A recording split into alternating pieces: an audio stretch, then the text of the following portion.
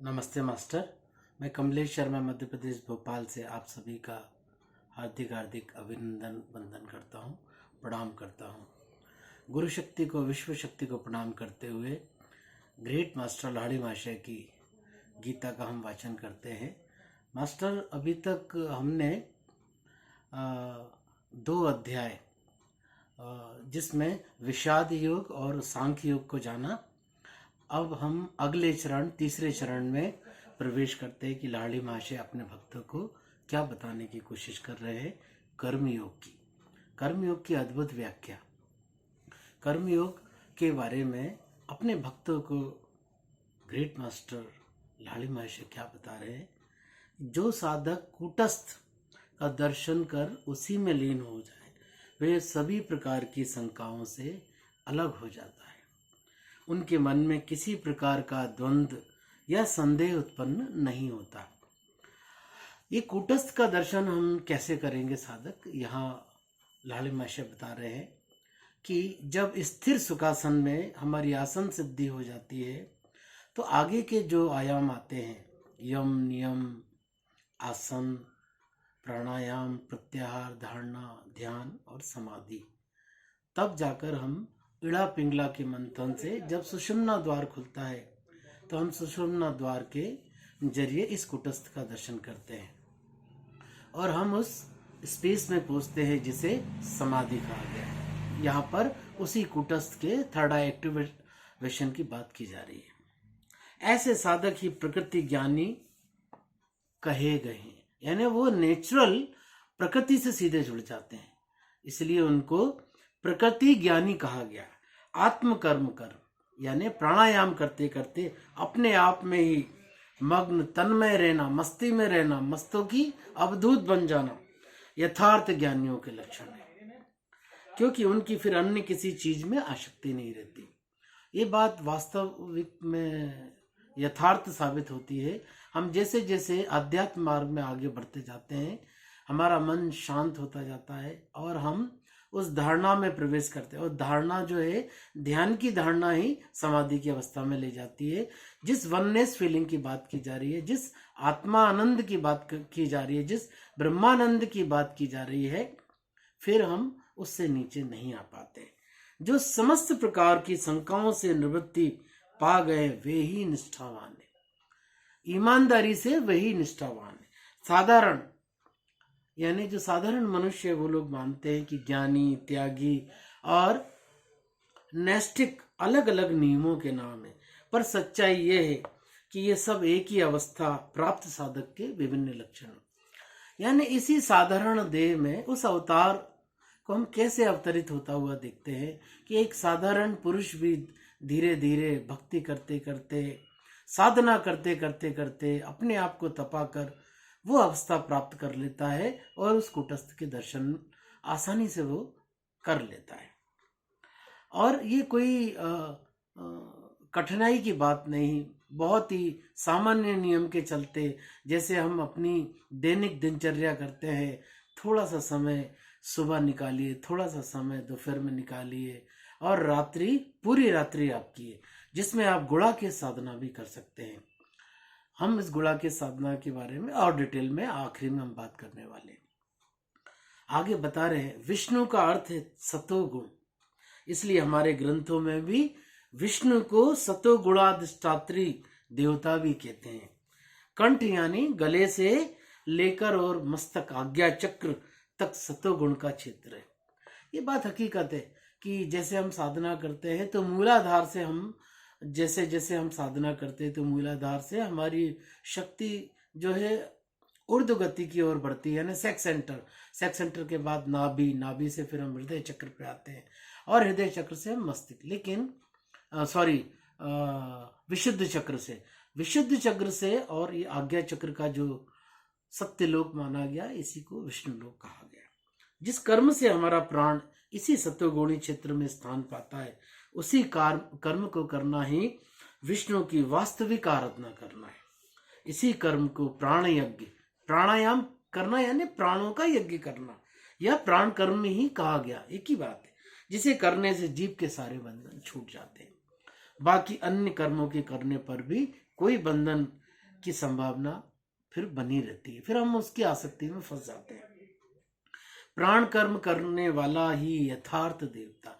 हमेशा प्राणायाम करना, सांसों पर ध्यान देना, आनापाना सती ध्यान करते रहना, क्रिया योग करते रहना, या आप जो भी जिस भी साधना में निबद्ध है वो ईमानदारी से करते रहना ही उसका अंतिम लक्ष्य यथार्थ देवता कहलाता है। दिव्य यानी आकाश तत्व तथा वा यानी शून्य, उस आकाश शून्य में प्रवेश करना ही दिव्य आकाश कहा गया। शून्य धातुर भवेत प्राणा, प्राणायाम आदि के द्वारा प्राण कर्म करने से प्राण की स्तुति होती और प्राण के विराट स्वरूप का प्रभाव बढ़ता है, जिससे यही प्राण हमारे कल्याण, हमारे परम मंगल मार्ग पर हमें अग्रसर करता है। ऐसे तो हम यूं ही अहंकार में लिप्त रहते हैं, संसारिक कार्य को करते हुए इस संसार के कर्म हम करते ही रहते हैं और मात्र दिखावे के लिए ऊपरी भाव से उन सब कर्मों तथा उसके फल को श्री कृष्ण को अर्पित कर देते हैं कि तेरा तुझको ही अर्पण है। ये करना हमारी बेईमानी और चोरी का लक्षण है। कितनी अद्भुत बात बता रहे लाली महाशय। यदि भगवान ही सब कुछ है तो किए गए कार्यों का फल हमें सुखी या दुखी क्यों करता है? ये प्रश्नवाचक चिन्ह यहाँ पर दिया। आगे बता रहे यदि भगवान ही सब खा रहे तो फिर हमें मीठा, खट्टा या कड़वे स्वाद का अनुभव क्यों होता है? ये इसलिए होता है कि हमारे अंदर से अभी तक मैं मेरा का जो अहंकार है वो मिटा ही नहीं। लेकिन जिनके लिए मैं मेरा का अहंकार मिट गया है उन्हें सुख दुख रूपी कार्य, फल या स्वाद का कोई अनुभव नहीं होता। ऐसे महात्मा गणों के सारे सांसारिक आध्यात्मिक कार्य वास्तव में भगवान को ही अर्पित होते हैं। यहाँ लाड़ी महर्षि ये बताने की कोशिश कर रहे हैं कि प्राणायाम करते रहने से कूटस्थ में हम उसका दर्शन आसानी से कर लेते हैं और हम उस अहंकार से बाहर कैसे आते हैं। ये दैनिक साधना और तप से हम अपने आप सहज ही ये अनुभव करते हैं कि जैसे ही ईड़ा पिंगला की नाड़ी में सुषुम्ना का नाड़ी का जो प्रवेश द्वार खुलता है और उसी के जरिए हम ये कूटस्थ का दर्शन करते हैं और फिर इस कूटस्थ से हम सहस्तार की ओर आगे बढ़ते हैं। मास्टर हमें करना क्या है? सिंपली ध्यान करना है, दोनों हाथों को क्रॉस करना है और अपने चश्मे को निकाल के थोड़ा सा पानी पी के दोनों पैरों को क्रॉस करते हुए कोमलता से अपनी आंखों को बंद करते हुए अपने आसपास की आवाजों को स्वीकार करते हुए कि मैं इस पृथ्वी पर क्यों आया, मेरा लक्ष्य क्या है, ये अहंकार क्या है, ये कर्म क्या है, प्राणायाम क्या है। हमें अपने अंदर ही अंतर यात्रा करना, अपनी ही खोज करना है। बुद्ध की तरह अपना दीपक स्वयं जलाना है।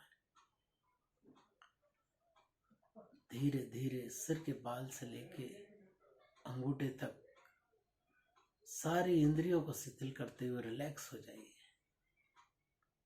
बिल्कुल शांत अवस्था में, बिल्कुल शांत अवस्था। Relax relax relax. पूरा ध्यान हमारी सांसों पर, आने वाले विचारों पर प्रेशर मत दीजिए, प्रेम से बोलिए ये समय मेरा अपने लिए, अपने ध्यान के लिए। ये थोड़ा सा ध्यान ही आपको उस परम चैतन्य, उस परमानंद की अवस्था की ओर ले जाने वाला है। ऐसा करते करते जब हमारा मन बिल्कुल शांत, ऑटोमेटिकली सहज अवस्था हमारी आ जाती है और कहते हैं कि ध्यान किया ही नहीं जाता, वो एक ऐसी घटना है सहज घट जाती है। अद्भुत आनंद है।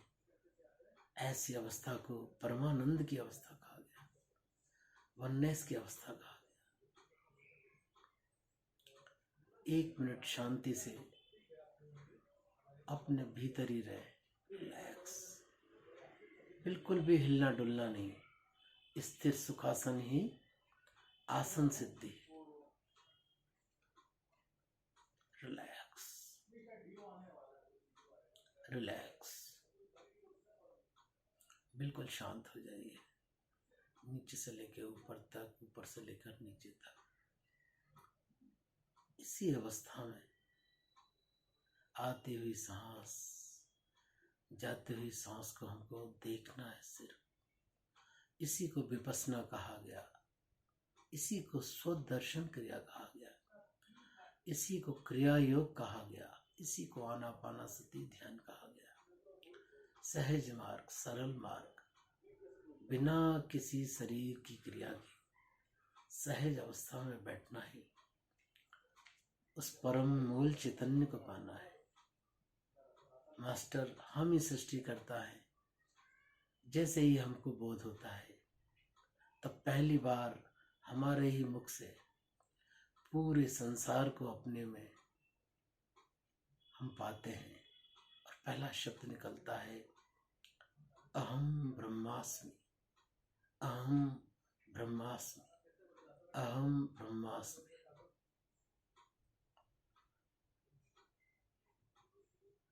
Relax relax. धीरे धीरे अपने दोनों हाथों को अपनी आंखों की ओर लाएंगे, आंखों पर रखेंगे मास्टर, और दोनों हथेलियों के सामने ही अपनी आंखें खोलते हुए हथेलियों को हटाएंगे प्रेम से।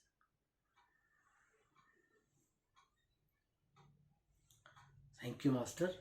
आपको ये डेली 1 मिनट का ध्यान, 2 मिनट का ध्यान, इस अवस्था को आपको बढ़ाना है मास्टर। आप देखेंगे कुछ ही समय में आप ध्यान की उच्चतम गहराइयों में पहुंचने वाले हैं। मास्टर आज का सेशन हम यहीं समाप्त करते हैं। उससे पहले मैं आपको बताना चाहूँगा कि गुड़ा की साधना क्या है। गुड़ा की साधना रात्रि की साधना है। वर्तमान में हैदराबाद में हमारे ग्रैंड मास्टर प्रबोध जी इस साधना को सिखा रहे हैं और अभी हाल ही में दिसंबर के माह में 2 वर्कशॉप आयोजित की जा रही है, जिसमें पहली वर्कशॉप 9 दिसंबर से लेके 12 दिसंबर तक चंद्रपुर महाराष्ट्र में, चंद्रपुर से भद्रावती 27 से 30 किलोमीटर है, वहाँ पर ये आयोजित की जा रही है। और एक उसी में आगे 16 दिसंबर 22 से लेके और 19 तक गानगापुर जो दत्त श्री क्षेत्र कहलाता है, वहाँ पर अवधूत आश्रम में ये आयोजित की जा रही है। इसको जरूर आप इसमें भाग लें। इस संबंध में यदि आपको किसी भी प्रकार की जानकारी चाहिए तो आप मेरे से संपर्क कर सकते हैं। थैंक यू, आपने मुझे इतना प्रेम से सुना। सभी को हृदयपूर्वक कोटि कोटि धन्यवाद। Thank you.